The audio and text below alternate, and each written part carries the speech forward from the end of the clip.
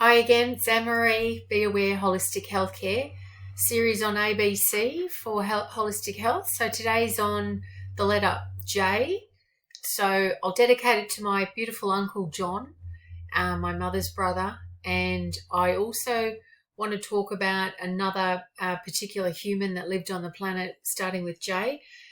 By no means do I disrespect any other great prophets. However, Jesus was a great person, if it was a person, that spread great joy and love. And so I would also like to consider the Christ consciousness in this particular talk.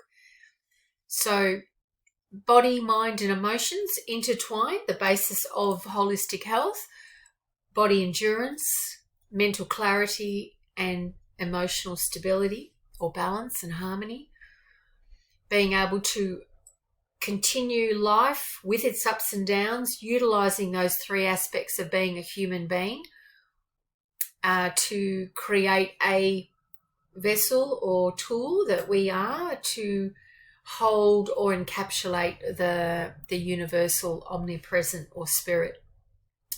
So spirit's already perfect, as I've said before in other videos, so there's no specific focus on spirituality, because when we are more aware in our human capacity of body, mind and emotion, then we just automatically have that awareness of spirit because it's already there.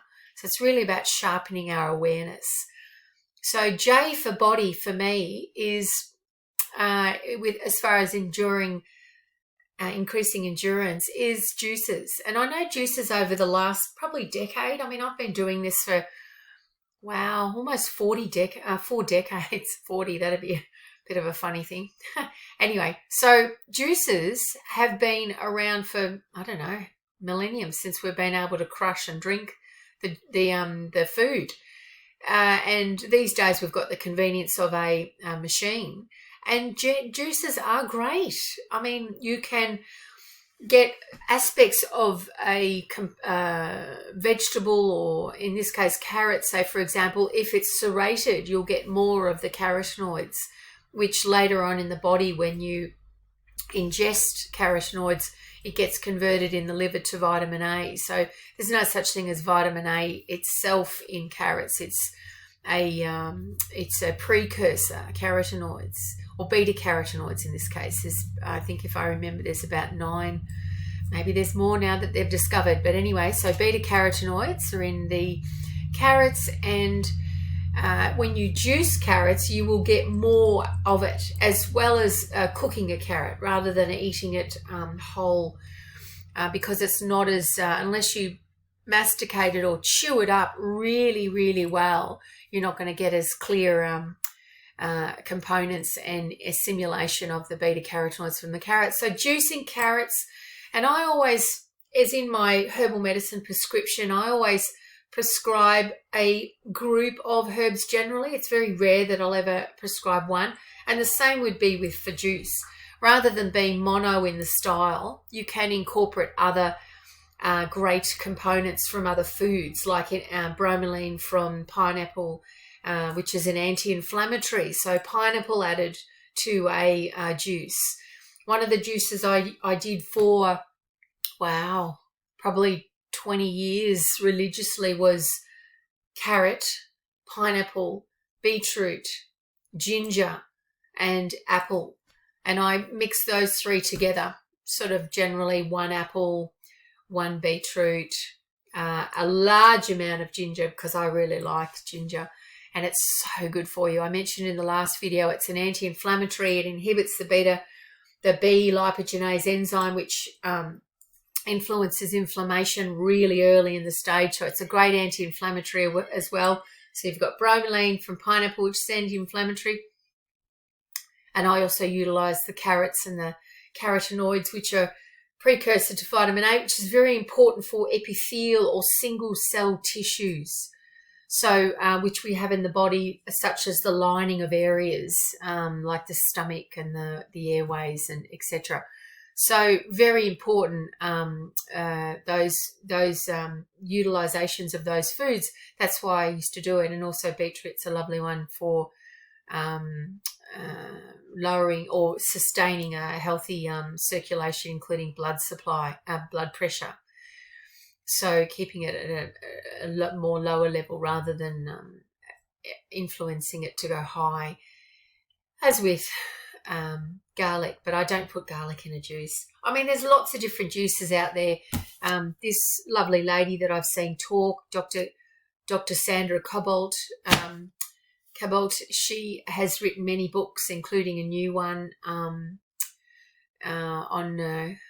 corona, the infamous, the crowning virus on the planet. And that one, the raw juices, she's got different juices and lots of unusual things in it, spring onions and all that. You don't, unless you're sick, you don't need to have those such. I mean, you can just do a nice precursor to preventing diseases juice, such as the one I suggested, that will be great with as an anti-inflammatory, etc., with the pineapple, the ginger, and then you've got the care of the cells. So carrot, beetroot, pineapple, ginger, and apple. And apple's a great one because it's got the pepsin in it, which is great, is it? Because it's a precursor to making hydrochloric acid, which is needed to break down our proteins, which are needed for essentially for our making of our immunity, as well as assisting with neurological development and transmission of communications, etc. So simple things like that in your diet will help include your resilience and your physical endurance, such as a juice. And just to extend that a bit further, some people go on about, oh, you've got to have certain machines. You know, you don't need to spend $700-800 on a machine for something that's going to be productive for your health if you're going to be doing it every day. I juice every day. And you can, like, you know, you can get ones for $100 at reputable stores, and they are you'll get those nutrients out of them. And of course, then you apply the leftover to your compost. And what a great compost! And your garden out there, which you can have whether you've got a balcony. You can do a small garden on the balcony, or as big as you can, or you can do it in your backyard. All of these will assist with your bodily endurance, which will then be the foundation for your clarity of mind, healthy cells, healthy mind, and how you're feeling, your emotional input and communication via your hormonal response. So that's the body one. So as far as the mind one goes, there's a few that I thought of with Jay, and I think the number one that comes to mind straight away is judgment. The thought process that we do to apply with judgment, where we think or pass judgment, as far as a moralistic term goes. Because when we pass a judgment of the sky's blue, which it is, that's a judgment. I mean, it's relative, isn't it? I mean, the sky isn't always blue, so it's a judgment for now. However, when we're judging as far as moralistic goes, whether or not something should be wrong or right, or they're behaving wrong or right, or etc., etc., etc., to be aware of what you're judging and aware of the pathway of thoughts, because thoughts have a pathway, of course.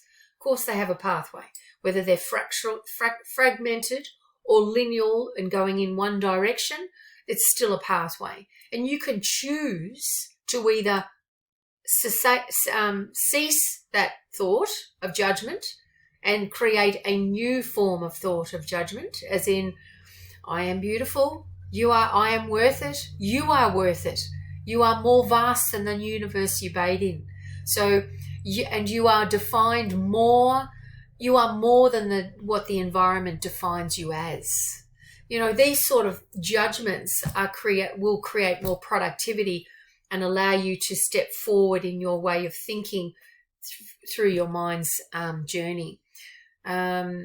And also lowering and slowing down the thoughts also will assist with greater peace and calmness within the mind's vessel, which is really what it is, according to the Be Aware model of mind. So yeah, judgment is one. And then when we come to the emotions, there's a dichotomy of two ways of feeling, shall we say. And, pardon me, some people might say one is a thought. However, it still creates a sense of feeling when you think it, and that is jealousy and joy. So both will influence our health, both will influence how we feel. One is stepped into the realm of fear, and the other steps into the realm of joy, and you know which one it is. And if you're a child watching this, I'm honoured to be sharing information to you. So jealousy is something that would be creating more fear. If not, the fear has created the jealousy. Either way, they both exist. And the joy is created through understanding and being grateful about what you have already. And I spoke about gratitude in my G video. Gratitude, joy, the joy you experience within your heart and within your cells. And these days, at the moment, it might be hard for some people, or many people, because there is great distress happening at the moment.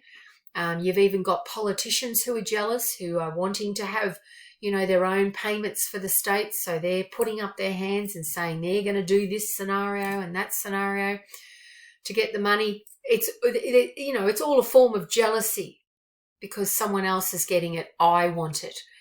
And really it comes down to being grateful. What am I grateful for? In the macro case I just described, it's being grateful for the fact that society is dealing with something, in this case, a pathogen or virus, that for 99.7 or something percent of people only get mild symptoms. That is something huge to be grateful for. It's just like when there's diseases out there that have a 30% or a 10% chance of genes expressing a disease, there's the gratitude and the joy. And there's 90% or 70% that don't. So it's gravitating to which area will give you that overall jealousy or joy for your feelings. And so when you do that, when you feel and you're allowing it to be implanted and to set off pathways within your cellular activity in your body. Remember, cells, tissues, organs, systems, the whole body, which physicality-wise is not our whole existence, as we know. However, to encapsulate it in the aspect of mind, emotion, and body, we have to be aware of all three: how we're feeling, how we're thinking, and what we are choosing to do and act.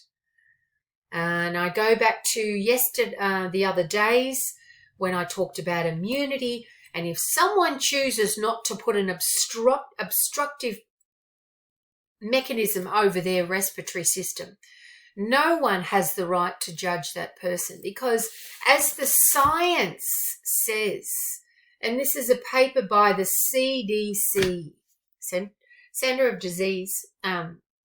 Centers for Disease and Control in America, and that's a meta-analysis of 14 RCTs or randomized controlled trials, which is, a meta-analysis is like the golden standard in modern evidence-based applications of medicine and treatment. And that clearly states that as far as viral transmission goes, 2020, there is no significant effect of face masks on transmission from a laboratory confirmed virus. And this, whether it's an influenza or a corona, they are still viruses and they are still extremely small particles. So I know as a nurse, yes, we use masks to prevent us from contaminating wounds, etc., when we're doing wound care.